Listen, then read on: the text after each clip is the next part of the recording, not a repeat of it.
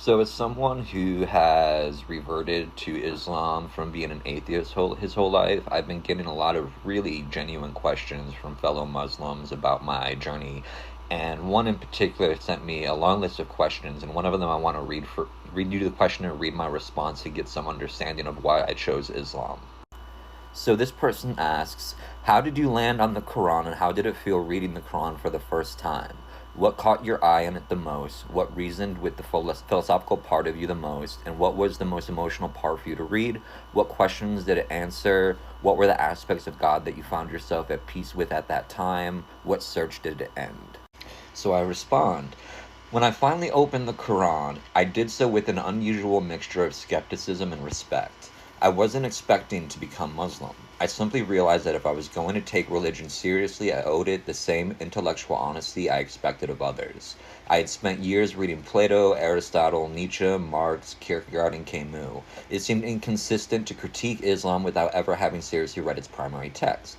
So I opened the Quran. The first thing that surprised me wasn't a particular verse, it was the voice. I expected a systematic theological treatise, almost like Aquinas or a modern apologetics book. Instead, the Quran felt like it was speaking directly to the reader. It questioned me as much as I questioned it. It didn't seem interested in satisfying curiosity for its own sake. It was interested in transforming perception. Again and again, I found verses asking people to observe, reflect, remember, reason, and recognize the signs within themselves and throughout creation. As someone trained in philosophy, I found that deeply refreshing. I had expected fate to ask me to stop asking questions. Instead, I found a book that continually asked better ones. One thing that struck me almost immediately was the Quran's insistence that certainty isn't merely intellectual. The heart can become veiled, pride can become a form of blindness, knowledge without humility becomes another kind of ignorance. That resonated deeply with me because philosophy had taught me how to analyze almost everything except myself. The Quran repeatedly turned the analysis inward. It wasn't asking whether I could defeat another person's argument, it was asking whether I could honestly confront my own soul. That was both unsettling and liberating. Philosophically, the aspect that affected me the most was Tawheed, the absolute oneness of God. At first, I thought this was simply a theological claim. The more I read, the more I realized it was an ontological claim about reality itself. If God is one, then truth is ultimately one. Justice, mercy, beauty, reason, compassion, and existence itself are not competing principles struggling against one another. They all participate in the same divine source. That was profoundly different from much of the Western philosophy I had spent years studying, where reason and faith, body and soul, justice and mercy, freedom and obedience are often presented as opposing forces to be reconciled. The Quran seemed to say that these divisions are often products of our fragmented philosophy, of our fragmented perception rather than reality itself. That felt like less like abandoning philosophy than watching philosophy find a center of gravity. Emotionally, the most powerful realization wasn't about heaven or hell, it was mercy. For most of my life, God had represented judgment, or absence, or an impossible moral question that suffering had already disproven. The Quran introduced me to a God whose first revealed relationship to creation is mercy. Every chapter begins by reminding the reader that God is the entirely merciful, the especially merciful, the Bismillah. That repetition began changing me long before I consciously realized it. I had spent years asking whether God was just. The Quran taught me to ask whether I had underestimated his mercy.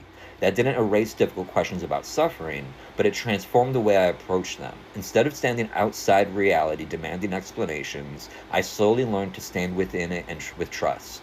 The Quran also answered a question I didn't know I had been asking.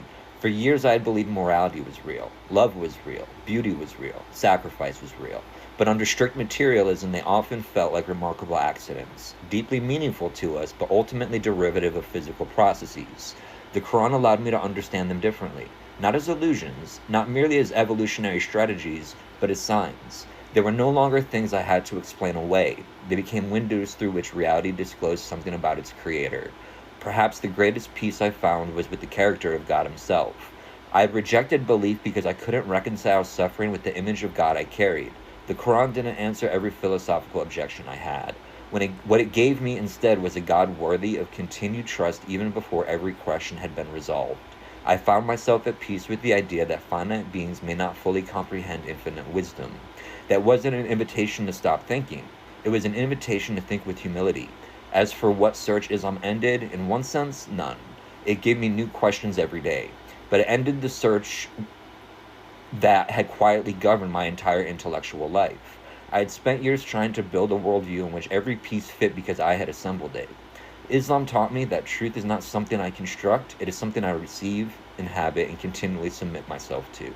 That is why the word Islam eventually became so meaningful to me. Submission no longer sounded like surrendering my mind, it sounded like surrendering my pride, and those turned out to be very different things. Looking back, I don't think Islam gave me a different world. It taught me to see the same world differently. During my spiritual awakening, the world ceased to be merely a collection of objects and became a tapestry of signs. The Quran didn't invent that experience, it gave it a language.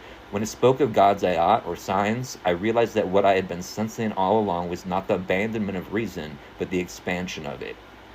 Materialism continued to explain how creation unfolds, but revelation illuminated why creation speaks. The search that ended wasn't my search for knowledge, it was my search for a worldview in which truth, beauty, mercy, and reason belong to the same reality. The Quran didn't persuade me because it answered every question, it persuaded me because it taught me how to ask them in a way that allowed me to hear the answer.